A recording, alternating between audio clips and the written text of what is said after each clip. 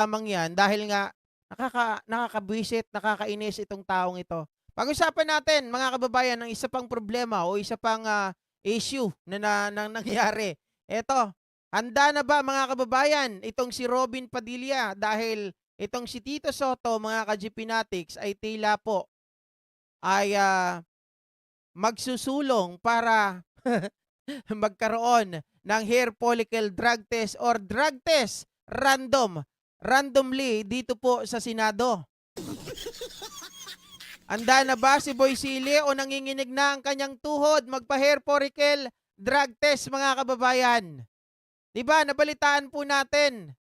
Sabi nila hindi raw si Nadia ang sinasabi po o tinutukoy na AMJ or nagse-session doon sa Senado. Kaya nga dati 'pag naisip ko, 'pag nakita ko Senado, uy, on session. Ngayon, maiisip mo mga kababayan, on session, iba na po.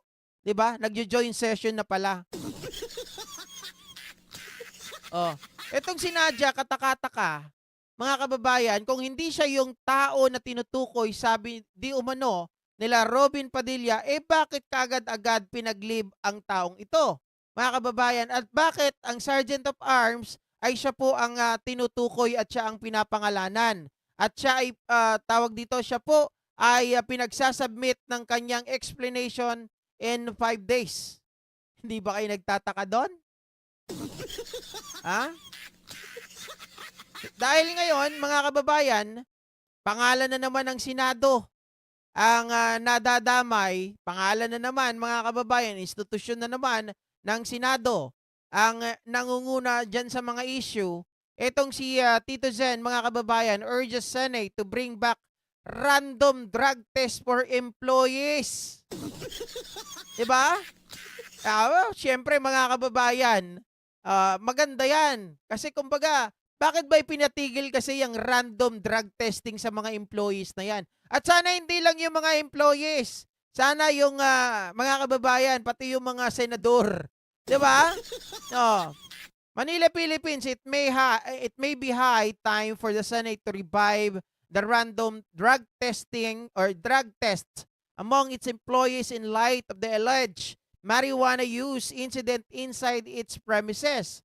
Senator Minority Leader Vicente Tito Soto III said on Friday, "The call is for the Senate leadership bring back my previous order for random drug testing," Soto said in an interview.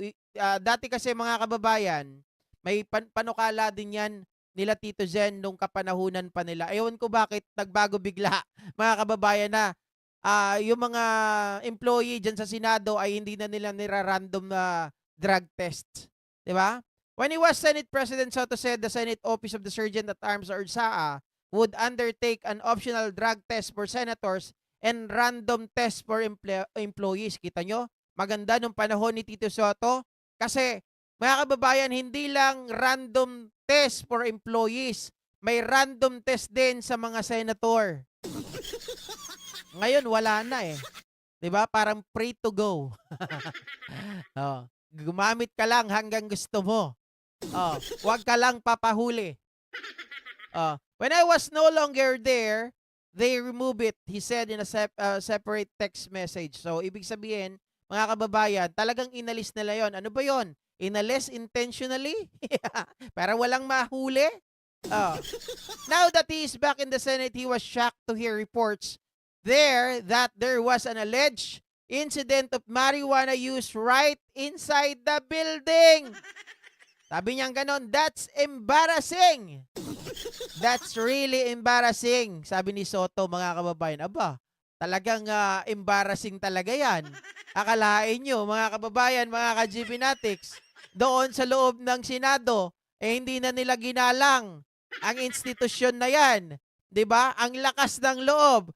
Mga ka-GP Natics, sabi ko nga sa inyo eh, walang maglalakas ng loob. Even the vape, mga kababayan, itself na gumamit ka doon sa CR kung wala kang kapit. 'Di ba? Kung ikaw ay matino, hindi ka gagamit doon. Ibig sabihin, meron kang inaasahan na backer. 'Di ba? Sabi ni Ma'am Jenny Ramos, baka mga addict na. yung mga nasa Senado. Hala ka. Yan ang mahirap diyan, mga kababayan, kapag puro addict na yan, 'di ba? Magugulat na lang tayo sabihin, "We hate drugs." Oh, yung pala lahat mga addict. Sabi ni Soto, "That's supposed to be one of my core advocacies. And yet there are reports like that. It's truly embarrassing, especially to our Filipinos." He went on. Victor Patelo, a security personnel manning his post on the fifth floor of the Senate building, reported to Usawa two separate incidents involving an unusual scent odor allegedly emanating from the ladies' comfort room near the senator's extension office or offices. Babae. Sometimes in July this year, Patelo said he got a phone call from a male staff member reporting a strong odor in the area. I proceeded to their office where most of the staff confirmed the unusual scent. I then inspected the surrounding areas but did not observe anyone smoking, he said in an incident report dated August 13. Oh, maliwanag dito mga kababayan, kung nandoon ang amoy, tapos pagpunta mo doon, wala kang nakita, malamang iplinas sa inidoro. 'Di ba? Para wala ka agad, para walang ebidensya. 'Yun ang pinakamabilis na pwede mong gawin. Just last Tuesday, Patelo said he was approached by a male employee who introduced himself as a staff member of Sen Panpilo Lacson and reported noticing an unusual odor coming from the ladies' comfort room near the senator extension offices. He claimed the odor resembled that of marijuana. Sabi sa inyo mga kababayan resemble that of marijuana. Magkaiba kasi yung yung amoy ng vape. 'Di ba yung vape, ano siya, flavorize May chocolate. Ako pa dati paborito ko diyan mga kababayan yung Yakult na galing ng Malaysia. Yun ang gustong-gusto ko diyan dati, talagang malamig tapos lasang Yakult talaga, mga kababayan. Binibili ko yon kahit napakamahal. That was the time na nasa call center pa ako. Talagang dalawang linggo, isang gano'n ang nauubos ko dati mga kababayan. Pero never ever in my entire life naman na naglagay ng tinatawag nila na residue ng marijuana doon sa vape. 'Di ba? And he stated that the only person in the area at that time was allegedly Miss Nadia Montenegro. Oh, mga kababayan, sabi nila, hindi daw si Nadia, ibang tao daw. Oh, ibang tao. Kung ibang tao, sino yon? Kung hindi si Nadia Montenegro. At nagtataka tayo, kung hindi si Nadia Montenegro, ibang tao, bakit si Nadia Montenegro? Mga kababayan, ang pinag-leave nila immediately. Kung hindi si Nadia Montenegro, bakit siya yung i-explain within 5 days? Diba? Magugulat na lang siguro tayo dito mga kababayan sa susunod na mga araw, linggo, wala na si Nadia Montenegro. Pinalabas na lang na hindi ito marijuana, na vape lang para syempre mga kababayan, hindi po sumingaw ng gusto at hindi maging usap-usapan. Oh. Magkaiba ang vape at marijuana. Ma'am Imelda Castro, tama po kayo diyan. 'Di ba? Tama po kayo diyan. Dahil ang marijuana sa mga gumagamit na at saka kumakapit 'yan sa damit, masangsang, may pagkamasangsang 'yan mga ba't alam mo GP, sabi ko nga sa inyo nung kami ay nagti-team building, nagulat na lang kami, ba't may kakaibang amoy doon, mga katabi namin ng tent dati. Oh, yun pala, tumitira sila ng MJ, mga kababayan. Ang vape may flavor yan ng parang maayos sa ilong. Ang marijuana, may isama masakit sa ilong, masangsang ang amoy. Tama? 'Di ba? Oh.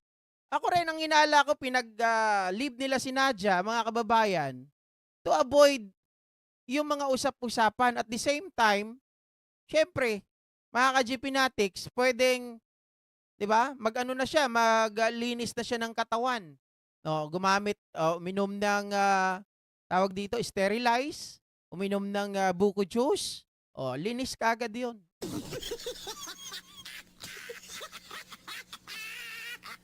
Fresh from the farm pa nga si Robin nung pumasok sa Senado, now parang nauna pang pumayat kay Digong, mas stress pa siya, baka nagme-Mary Jane din 'yan. Kaya nga 'no, tuyot mga kababayan, tapos ang mukha ni Robin, parang noligo minsan. Malala pa sa'kin, eh. Ah. Sabi ni, Jay and Franz, if ever na ba na mapatunayan 'yon, makakasuhan siya? Hindi ko alam mga kababayan kung sino ang puwedeng magkaso sa kanya, kasi public ano 'yan, eh, tawag dito, public scandal, 'di ba? Puwedeng mga pulis, puwedeng yung, sa USAA ang magkaso sa kanya. Hmm. Sakit sa ulo, 'di ko talaga maintindihan si Robin. Ah. Suka ang gamit ng ibang adik sa marijuana. Anong suka? Para malinis yung katawan.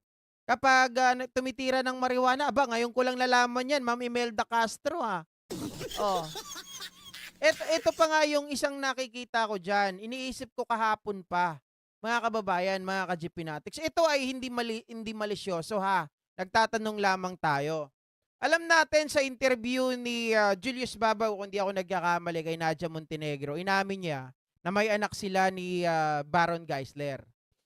Isipin niyo mga kababayan, nung panahon na yon,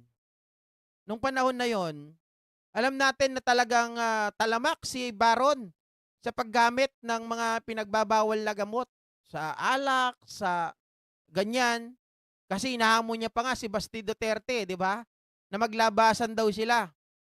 Ngayon mga kababayan, iniisip ko, merong merong umamin na DDS na nagsasabi si Nadia Montenegro ay parang alam nilang gumagamit, mga kababayan.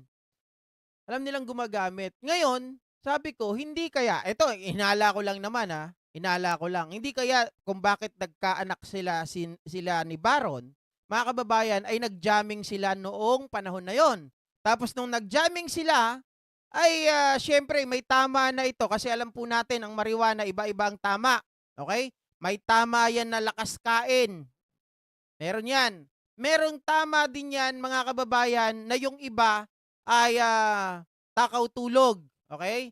May tama din yan mga kababayan, yung iba, yung isang kakilala ko, ang trip naman niya, naghahanap ng barya doon sa estero. Mga kababayan, doon sa mabahong ang tawag doon? Yung sa mga lugar na merong gilid na gano'n, tapos may mga basura sa ilalim, may mga lumot. Yon, yung trip nila. Nagkakalkal, mga kababayan, ng kanal. Yon. Tapos may trip din yan na ang trip ay sex trip. Totoo naman yan. Meron talagang trip na sex trip ang marijuana. So, sabi ko nga, hindi kaya nung panahon na yan, nag-jamming sila, tapos nung tinamaan, yun ang trip nila. Yari ka! Ay, nagtatanong lamang po ako mga kababayan, nag-aanalisa lang tayo kung bakit nagkaanak itong si Baron kay Nadia Montenegro. Wala po tayong ibang ibig sabihin doon. Ang atin lamang, ina-analyze natin paano nangyari. May asawang tao si Nadia. 'Di ba? O paano siya naanakan na ganun-ganun na lang? Maaring sila ba ay nag-jamming? Meron din daw tawa ng tawa, sabi ni Ma'am Maria Palisok. Tama, meron din 'yan mga kababayan. 'Di ba? Sabi ni Ma'am Allen Arsenas, sex, drugs, and liquors yan, sir. So, yun yung mga tama. Basta ang alam ko lang kasi, sex, mga kababayan, tapos yung sa kanal, tapos yung matakaw sa pagkain, matakaw sa pagtulog. Yan yung mga alam ko. Hindi ko alam, meron din yung tawa ng tawa, yung palangiti, mga kababayan. 'Di ba? Nagtatanong lamang po tayo kung paano nangyari. Bakit pumayag ang isang Nadia Montenegro? 'Di ba? Kasi may nagsabi na gumagamit din daw siya dati. Sabi ng DDS. Sabi pa, kahit ano, pangalanan na ba natin yung DDS na nagsabi? Wag. Binanggit niya yon. Sa makatuwid, mga kababayan, may nakaraan, may pangyayari. Kaya nga nagtataka ako sa mga DDS eh. Yung isang DDS na yun, umamin na gumagamit din daw siya. Samantalang sinasabi niya, lahat daw ng gumagamit addict. 'Di ba? Sabi niya gano'n. Pag addict daw, dapat pinapatay. Di dapat pinatay na rin siya. 'Di ba? Oh. Pero hangga't ngayon, buhay pa rin siya. Yung nagsasabi na yon. Kaya pinagdudugtong-dugtong ko lang na maaring nag-session kaya itong mga to. Kaya nagkaroon ng, alam nyo na, init ng katawan. Ayun, bumigay. Sabi ni TJR2K25, gatas ang mabisa para hindi ka matrace ng marijuana users. Yan ba yung yan yung sterilize? Yan yung alam ko na ginagamit, mga kababayan. Kasi, ito aminin ko sa inyo meron kaming kasama dati sa call center na naging teammate ko.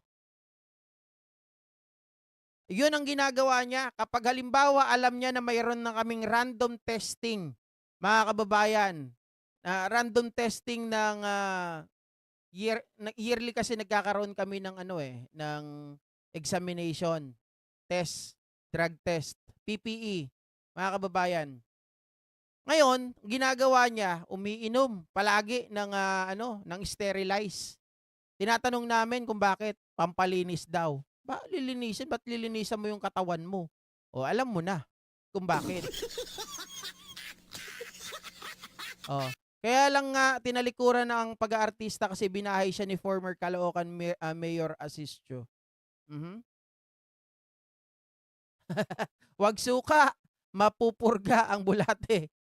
Sabi ni Ma'am Allen Arsenas, maybe Sir uso naman yan sa entertainment world at sa politics. Baka pasalubong ni Robin. Oo, GP sterilize nga. Ayun, tama kami ni TJR2K25. Diba? Mga kababayan. Pero, syempre, pag ganyan ang nangyari, dapat unahin si Sen Robin, mga kababayan. Baka mamaya, supplier niya itong si Nadia. Hindi, joke lang. Di ba, joke lang. Hindi, kasi sabi nila, joint session, baka may session na nangyayari, no? Kasi nga, mga kababayan, hindi lang daw ito unang beses. Ito ay pangalawang beses na nangyari at ang una daw ay pinagbigyan itong nahuli nila. Hindi nga naman pinangalanan, nahuli nila ng una dahil mayroon itong malakas na kapit. Kung titingnan ninyo at iisipin ninyo, sino kaya yon? Sino pa yung pwedeng maglakas ng loob na gagamit sa Senado kung siya ay stop dyan, mga kababayan? 'Di ba? Syempre, maglalakas ka ng loob kung alam mo yung boss mo gusto rin ng ganun. Suka para masunog na rin ang butukan ng mga adik. Dapat mga kababayan, wag suka. Mas maganda siguro yung mas maganda siguro sondrok.